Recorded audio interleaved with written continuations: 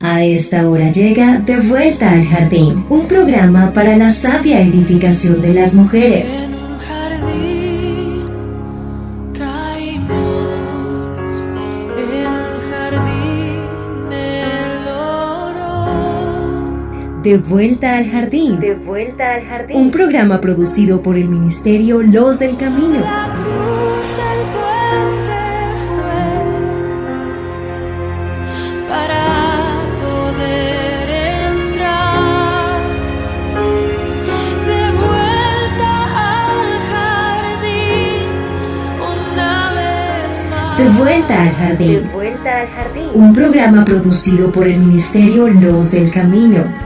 De vuelta al jardín de la gracia de nuestro Dios. En un jardín caímos, en un jardín del oro.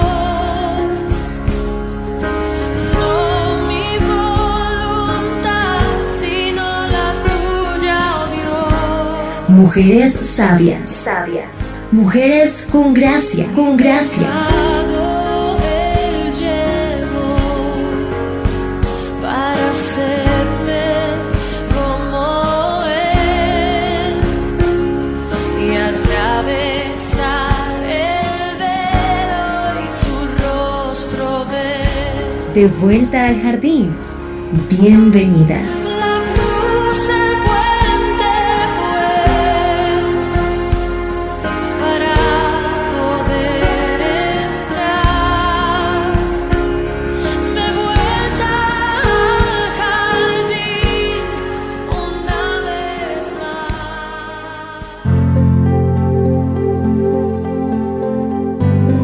Antes que ellos se durmiesen, ella subió al terrado y les dijo: sé que Jehová os ha dado esta tierra, porque el temor de vosotros ha caído sobre nosotros, y todos los moradores del país ya han desmayado por causa de vosotros, porque hemos oído que Jehová hizo secar las aguas del Mar Rojo delante de vosotros cuando salisteis de Egipto, y lo que habéis hecho a los dos reyes de los amorreos que estaban al otro lado del Jordán, a Sehón y a Og, a los cuales habéis destruido. Oyendo esto, ha desmayado nuestro corazón, ni ha quedado más aliento en hombre alguno por causa de vosotros, porque Jehová vuestro Dios es Dios arriba en los cielos y abajo en la tierra. Josué capítulo 2 versículos del 8 al 11. Amadas mías, estamos una vez más en De Vuelta al Jardín, este programa que es producido por la Iglesia Cristiana Los del Camino para la sabia y pronta edificación de las mujeres. Bienvenidas. Mujeres sabias. Sabias. Mujeres con gracia. De vuelta al jardín. En nuestro programa anterior iniciamos una serie que se llama Perfeccionadas en el Amor de Cristo, con el propósito de que nosotras podamos conocer las historias sobresalientes de algunas mujeres que fueron reconocidas en la Biblia porque llegaron a ser instrumento de la gracia divina. Y arrancamos esta serie hablando de Rahab, más conocida como la ramera, una mujer sin esperanza, una mujer de baja catadura moral, una mujer que ejercía la prostitución y de allí derivaba su sustento, y toda su vida era una vida de cautividad y de pecado, siendo presa de Satanás y de sus maquinaciones. Y empezamos hablando de algunas características de Rahab, pero quedamos en continuará para retomar el tema que tiene que ver con la historia de Jericó, del pueblo amorreo y de la propia Rahab. Y estábamos hablando empezamos a hablar de cómo era que Josué había enviado unos espías a Jericó, de la misma forma que lo había hecho Moisés cuando Moisés envió a los espías, como nos lo cuenta Números 13. Josué era uno de ellos, de esos espías que envió Moisés. Los que Moisés envió tenían la misión de observar toda la tierra, pero los que Josué envía, él los envía a observar solamente a Jericó. Josué sabiamente los envía a estos espías para recoger información militar y estratégica sobre qué había más allá del Jordán. Esta vez, sin embargo, fueron solamente 2 hombres los enviados por Josué. Josué deliberadamente mantiene en secreto el trabajo de los espías. Al parecer, ni siquiera los israelitas sabían de esta misión.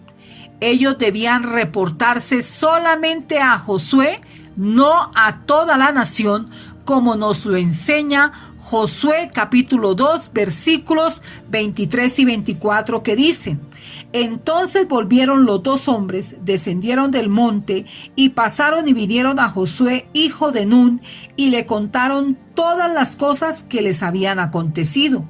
Y dijeron a Josué: Jehová ha entregado toda la tierra en nuestras manos, y también todos los moradores del país desmayan delante de nosotros. Josué no quería la opinión del pueblo, para que no hubiera discusión por la decisión de cruzar o no el río Jordán, o porque de pronto el pueblo iba a querer retroceder por miedo. Él no quería cometer el mismo error otra vez. Ya Israel había llegado a un camino sin salida, y esto les había costado casi 40 años en el desierto. Josué, con determinación y decisión, él decide evaluar el informe de los espías personalmente, y también decide, con la ayuda del Señor y no la del pueblo, la forma en que va a conducir a sus ejércitos. Es importante saber que Jericó estaba ubicada estratégicamente al comienzo de 2 rutas principales de las montañas circundantes. La del suroeste llevaba a Jerusalén y la del noroeste llevaba a Ahí, que era un pueblo que después de caminarlo nos podía llevar a Betel. La conquista de Jericó era necesaria porque le daría a Israel un importante punto de apoyo para poner el pie en toda la tierra prometida. No les preocupaba que Jericó estuviera fuertemente fortificada. Su tarea, la de los espías, era evaluar esas fortificaciones e informar a Josué. Seguramente los 2 espías dieron inicio a su trabajo secreto antes del anochecer. El río Jordán está a unos 12 kilómetros. En una rápida caminata de 2 horas, ellos podrían llegar a la orilla, como lo enseña el versículo 7. Registra que había vados donde el agua corría en unos niveles más altos y más bajos, como lo dice. Y los hombres fueron tras ellos por el camino del Jordán hasta los vados, y la puerta fue cerrada después que salieron los perseguidores. De ahí estos 2 espías tenían que cruzar nadando o caminando 12 kilómetros hasta Jericó. Ellos necesitaban entrar a la ciudad amurallada, y cualquier medio tenía que permitirles a ellos buscar dónde pasar la noche sin despertar sospechas. Jericó era una ciudad grande y los visitantes iban y venían todo el tiempo. El versículo 5 registra que la puerta se cerraba cuando oscurecía, pero la Biblia no registra cómo hicieron los 2 espías para entrar, pero ellos lograron subir y también entrar. Tal vez lo único que hicieron fue, sin mayor dificultad, mezclarse con otros viajeros. Una vez ellos lograron entrar, eran conscientes que el lugar para hospedarse debía ser en lo posible una posada, ojalá sobre la misma muralla, pues así podrían evaluar las defensas de la ciudad. Pero además era necesario encontrar un lugar donde hubiera discreción, donde ellos pudieran pasar inadvertidos. Fue así como terminaron llegando donde Rahab. La providencia de Dios los dirigió a la casa de Rahab. La escritura, aunque no nos dice cómo fue que ellos dieron con esa casa, lo cierto es que la casa de Rahab la ramera era una casa suficientemente próspera porque estaba ubicada en un sitio privilegiado sobre la muralla. Muy seguramente su casa, la de Rahab, y la actividad de Rahab eran muy conocidas en Jericó y era ideal para los espías. Tal vez por eso ella les abrió la puerta sin preguntar quiénes eran, pues en su negocio lo ideal era la confidencialidad.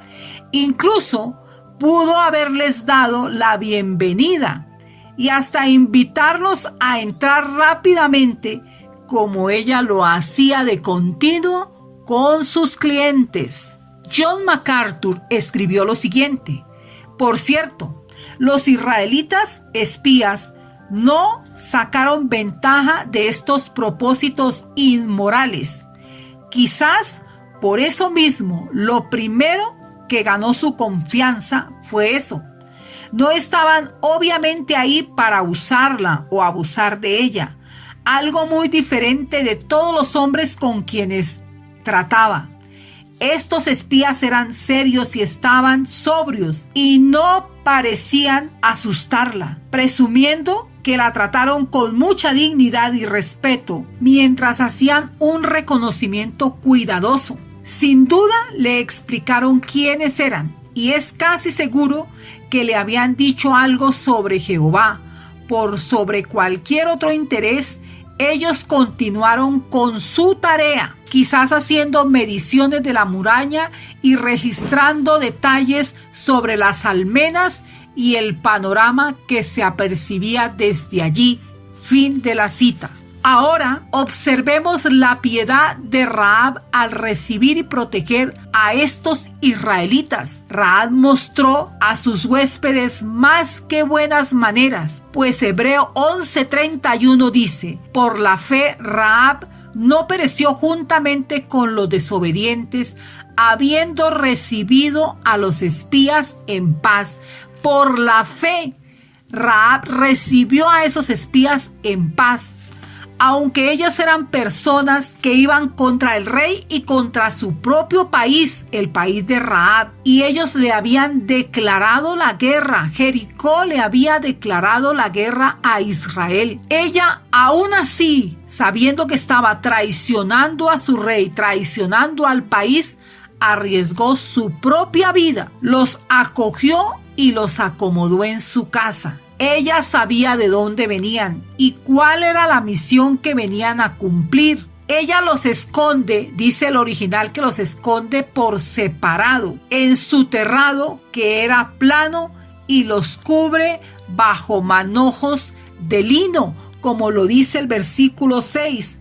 Mas ella los había hecho subir al terrado y los había escondido entre los manojos de lino que tenía puestos en el terrado. Mujeres sabias. Mujeres con gracia. De vuelta al jardín. Y estamos hablando de que la casa de Rahab era perfecta para los propósitos de los dos espías. El puesto permitía mirar de cerca la muralla, que era la defensa principal de la ciudad.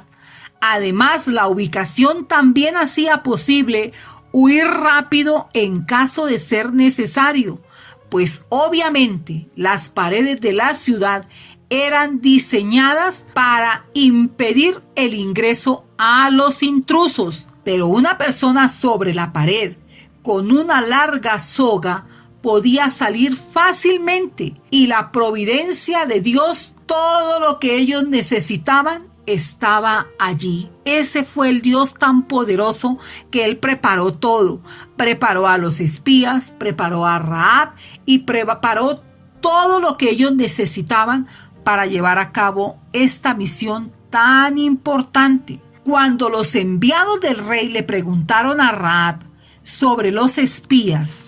Ella negó que estuviesen en su casa. Por esto es que el rey de Jericó ordenó una investigación de fondo, como nos lo enseñan los versículos 2 y 3, y dice: y fue dado aviso al rey de Jericó diciendo: he aquí que hombres de los hijos de Israel han venido aquí esta noche para espiar la tierra. Entonces el rey de Jericó envió a decir a Rahab: saca a los hombres que han venido a ti y han entrado a tu casa, porque han venido para espiar toda la tierra.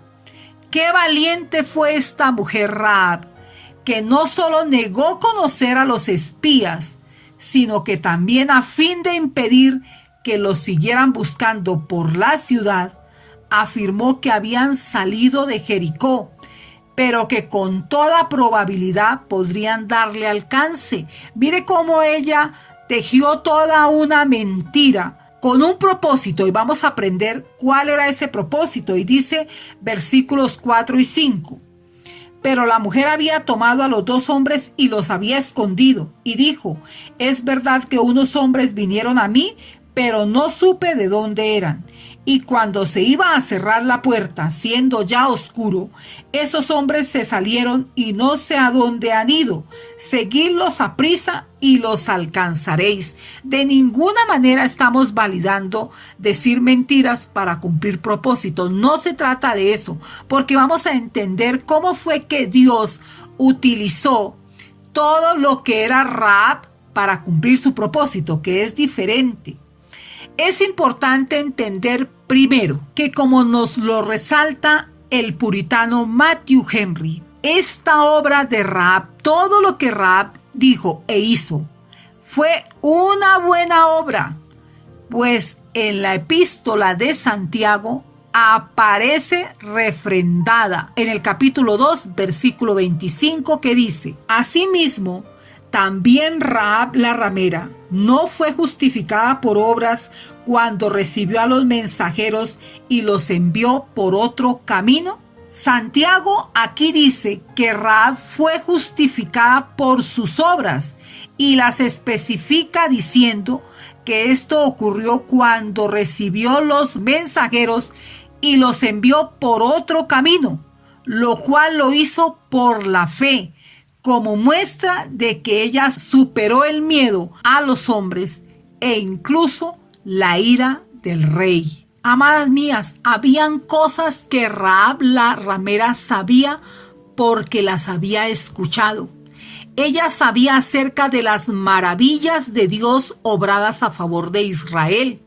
Ella sabía que el Dios de Israel era el Dios verdadero y que por consiguiente el designio de ocupar la tierra de Canaán debía ser llevado a cabo. Ella lo sabía. Mire lo que dice Josué en el capítulo 2, versículos 9, 10 y 11. Escuchemos, dice: sé que Jehová os ha dado esta tierra, porque el temor de vosotros ha caído sobre nosotros, y todos los moradores del país ya han desmayado por causa de vosotros. Mire cómo empieza el versículo, dice: sé, ella lo sabía, que Jehová os ha dado esta tierra.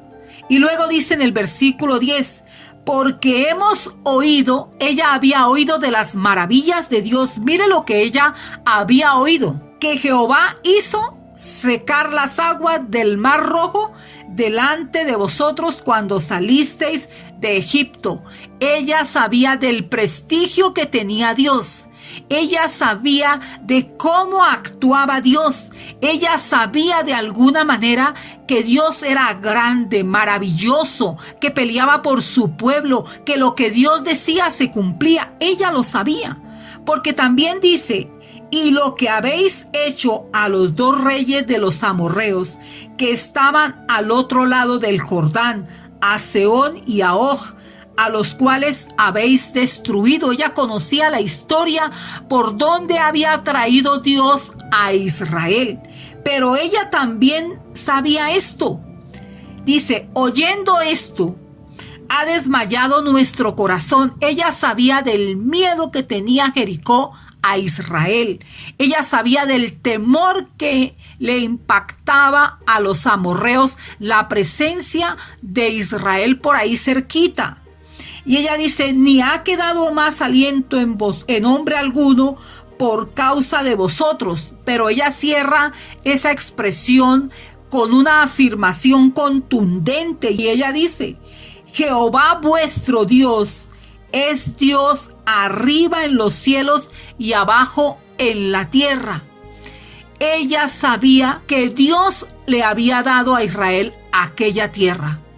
Por eso, cuando decide traicionar a su país al recibir a los 2 espías que eran sus enemigos, sus obligaciones para con Dios ya fueron diferentes, porque ella estaba convencida de que las obligaciones para con Dios eran más altas que sus obligaciones hacia cualquier otra casa, persona o país. Ella, al saber que Dios les había dado aquella tierra, ella sabía que era muy grave delante de Dios unirse a quienes trataban de impedir que el propósito de Dios se cumpliera. Para ella estaba claro: había engañado a los enviados del rey al decirles repetidas mentiras. Pero ¿qué tenemos nosotros que decir de esto? Pues muy sencillo: si ella hubiese dicho la verdad o hubiese permanecido en silencio, habría traicionado a los espías. Y al parecer lo único que a ella se le ocurrió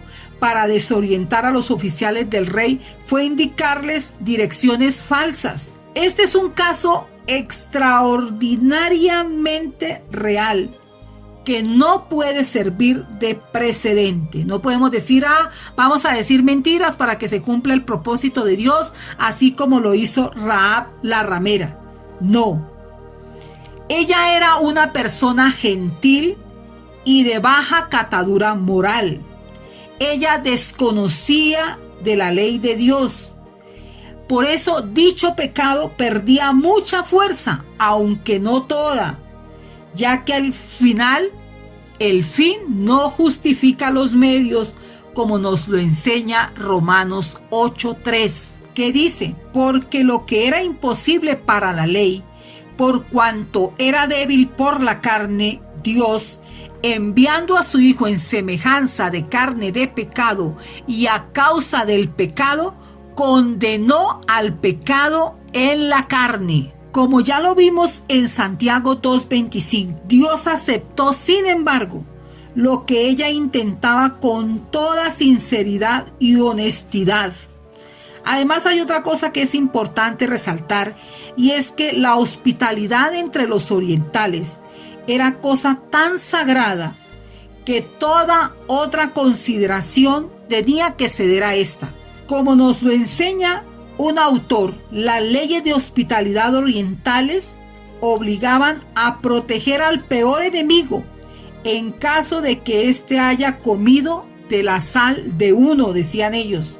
Juzgada por las leyes divinas, la respuesta de Rahab fue una respuesta con un expediente pecaminoso, pero al estar su flaqueza unida a la fe, ella fue perdonada por gracia y fue aceptado su servicio.